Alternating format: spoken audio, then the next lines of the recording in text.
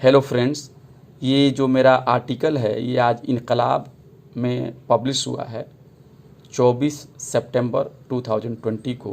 ये उमर खालिद के बारे में है, जो कि जेएनयू के स्कॉलर हैं और एक एक्टिविस्ट हैं। उनको पुलिस ने गिरफ़्तार किया है। तो मैं अपना रद्द अमल जो है इस आर्टिकल में मैंने ज़ाहिर किया है, एक बार आप ज़रूर सुनें। आर्टिकल का हेडिंग है, हुकूमत की पॉलिसी पर तनकीद करना क्या जमहूरी निज़ाम के ख़िलाफ़ है। मैं आर्टिकल पढ़ता हूँ। उमर खालिद की गिरफ़्तारी के बाद आवाम में मायूसी और गम व गुस्सा है। अपनी बात रखना या फिर हुकूमत वक्त की पॉलिसी पर तनकीद करना क्या जमहूरी निज़ाम के ख़िलाफ़ है। यह बात बड़ी तकलीफ़ दे है कि जिसकी उम्र पढ़ने, पढ़ाने और अपनी बातों को दूसरों तक पहुँचाने की है, उसे कैद किया गया है। रंजोगम और भी बढ़ गया है कि मेन स्ट्रीम मीडिया मज़लूम का साथ देने के बजाय पुलिस के मौक़िफ़ को आंख मूंद कर फैला रहा है। कुछ न्यूज़ चैनल्स और अखबारात ने उमर की शबीह बिगाड़ने की दौड़ में सारे सहाफ़ती ज़ाब्तों को ताक पर रख दिया है। यह बात किसी से छुपी नहीं है कि उमर के ख़िलाफ़ पुलिस जो कुछ भी ज़्यादती कर रही है वो अरबाब इक़्तिदार के इशारे पर कर रही है। हुकूमत, इंतज़ामिया, पुलिस और मीडिया को भी यह बात बखूबी मालूम है कि दिल्ली फसादात 2020 का असल मास्टरमाइंड उमर नहीं बल्कि कोई और है।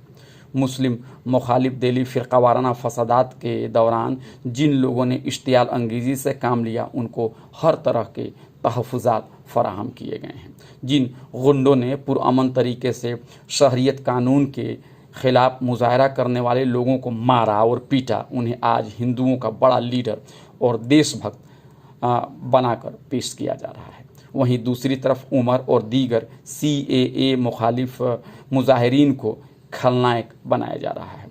सरकारी मशीनरी और पैसों का बेजा इस्तेमाल करके सच को झूठ और झूठ को सच बतलाया जा रहा है।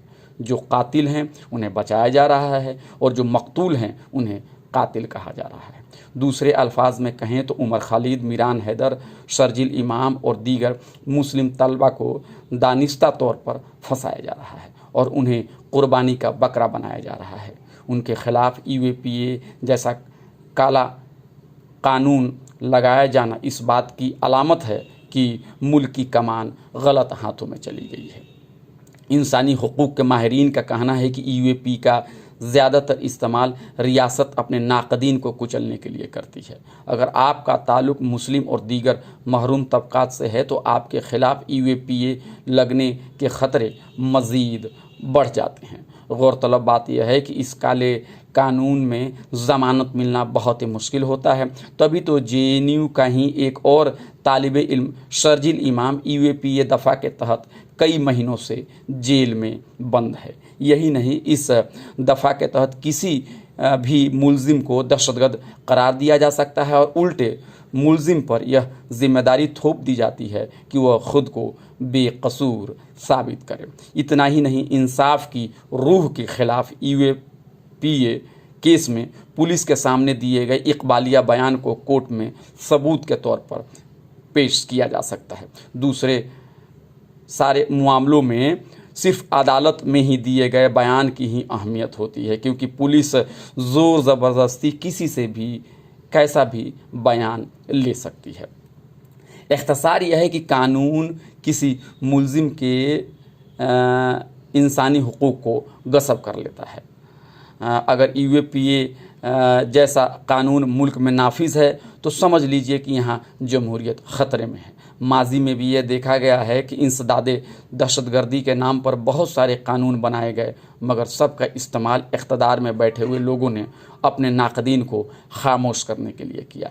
यह बात आम हो चुकी है कि मौजूदा वक्त में जो ताकतें इक़्तिदार में बैठी हुई हैं वो फ़िरका परस्त ज़हनियत और मुस्लिम मुखालिफ सोच से मुतासिर है। हालांकि उनकी नज़रों में जो कोई भी उनकी मुखालफत कर रहे हैं वह गद्दार वतन है, मगर उनके दिलों में मुसलमानों के तईन कुछ ज़्यादा ही नफ़रत पाई जाती है। उमर के ख़िलाफ़ हो रही पुलिस की कार्रवाई की एक बड़ी वजह उसकी मुस्लिम ख़ानदान में विलादत है। अगर उमर का नाम अमर होता तो शायद इतनी अजियत नहीं झेलनी पड़ती। तारीख़ी तौर पर देखा जाए तो फ़िरका परस्तों की पूरी सियासत मुस्लिम मुखालिफ रही है। वह दिन रात इसी कोशिश में है कि मुसलमानों को गैर साबित करके हिंदू समाज के अंदर इत्तेहाद पैदा किया जाए जो ज़ात, बिरादरी और गैर बराबरी पर मबनी है। वहीं फ़िरका परस्त ज़हनियत उमर के पीछे पड़ी हुई है। जो उमर कल तक JNU में एक ज़हीन तालिब इल्म के तौर पर जाना जाता था, उसे शिद्दत पसंद कहा जाने लगा है। तलबा सियासत में अपनी एक संजीदा जहदकार की पहचान रखने वाले उमर अचानक से देशद्रोही कहा जाने लगा। फ़िरका परस्त कभी उसका ताल्लुक़ इनकलाबी इश्तराकी जमातों से जोड़ते हैं तो कभी उसे इस्लामिस्ट कहते हैं। भगत सिंह और अम्बेडकर के नज़रिए के हामिल उमर को शिद्दत पसंद नज़रिए का हामिल कहा जाने लगा। बैक वक्त उमर को इश्तराकी और इस्लामी नज़रिए का पैरोकार बताया जाने लगा। यह भी अफवाह फैलाई गई कि उमर के ताल्लुकात पड़ोसी मुल्क से हैं और वह दहशतगर्द तंजीमों से मुतासिर है। राकिमुल हुरूफ उमर का क्लास साथी रहा है और उसे 11 साल से जानता है। जब हम दोनों ने एक ही साल JNU में MA में दाखिला लिया। मैं यह बात पूरे यकीन के साथ कह सकता हूँ कि उमर जैसा तालिब इल्म पर कोई भी यूनिवर्सिटी फ़ख्र कर सकती है। वह मुल्क का सरमाया भी है और गरीबों और महकूम लोगों की आवाज़ भी है। जिस उमर को अक्सर JNU के साबरमती हॉस्टल के नज़दीक वाक़े ढाबे पर चाय पीते हुए देखा जा सकता था, जो यूनिवर्सिटी स्कूल के आसपास डिबेट करते हुए मिल जाता था, जो क्लासरूम में अपनी राय जाहिर करने और सवाल पूछने से पीछे नहीं हटता था, जो सेमिनार और मुजाहरों में आगे आगे रहता था, जो लाइब्रेरी में तारीख़ की किताबें पढ़ते हुए नज़र आता था, आज उसे देश विरोधी कहना बड़ी गंदी सियासत है। फ़िरका परस्तों को शर्म आनी चाहिए कि उमर जैसे एक तालिब इल्म पर दहशतगर्दी का इल्ज़ाम लगाया जा रहा है। कुछ साल पहले उस पर यह भी बेबुनियाद इल्ज़ाम लगाया गया कि वह पड़ोसी मुल्क गया था, मगर हकीकत यह है कि उसके पास उन दिनों पासपोर्ट भी नहीं बना था। कैसे उमर बग़ैर पासपोर्ट के बैरूनी मुल्क का सफ़र कर सकता है? अगर ऐसे हुआ तो उमर से पहले मुल्क की पुलिस और सिक्योरिटी इंतज़ामिया के ऊपर कार्रवाई होनी चाहिए। दिल्ली यूनिवर्सिटी से BA करने के बाद उमर ने साल 2009 में JNU में कदम रखा। अपने शुरुआती दिनों से ही वह महकूम तबकात बिलखसूस आदिवासी समाज के सवाल से फ़िक्रमंद था। उसको यह बात बहुत सताती थी कि मुल्क के वसाइल के लिए आदिवासी अपने ही घरों से उजाड़े जा रहे हैं, मगर बदले में उनको कुछ भी हासिल नहीं हो रहा है।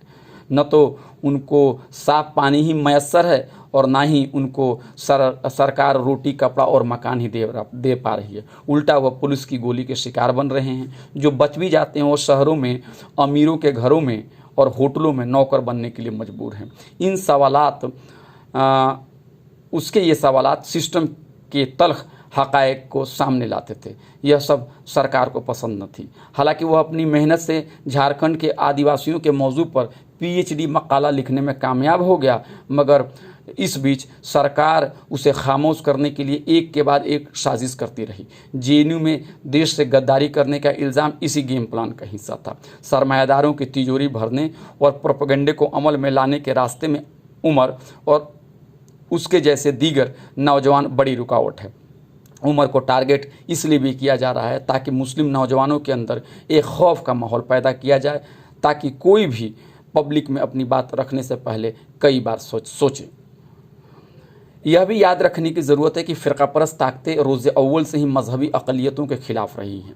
फ़िरका परस्तों ने यह बात अपने लिटरेचर में कभी भी नहीं छुपाई कि ईसाई और मुसलमान उनकी नज़रों में सच्चे मुहब्बे वतन नहीं हो सकते हैं, क्योंकि उनके मुक़द्दस मकामात भारत से बाहर वाक़ हैं। यही नहीं, फ़िरका परस्तों की नज़र में कम्युनिस्ट भी दुश्मन हैं, क्योंकि वो समाज में तब्दीली चाहते हैं और गरीबों और मज़दूरों के हुकूक़ की बात करते हैं। दलित, आदिवासी और दीगर पासमानदा ज़ातों से फ़िरका परस्तों का बैर भी पुराना है, क्योंकि वह उन्हें अपने से कमतर समझते हैं। इसीलिए उमर के लिए इंसाफ की लड़ाई सिर्फ उमर या मुसलमानों की लड़ाई नहीं है।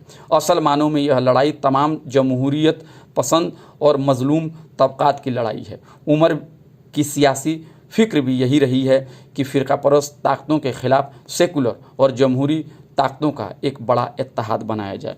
शुक्रिया।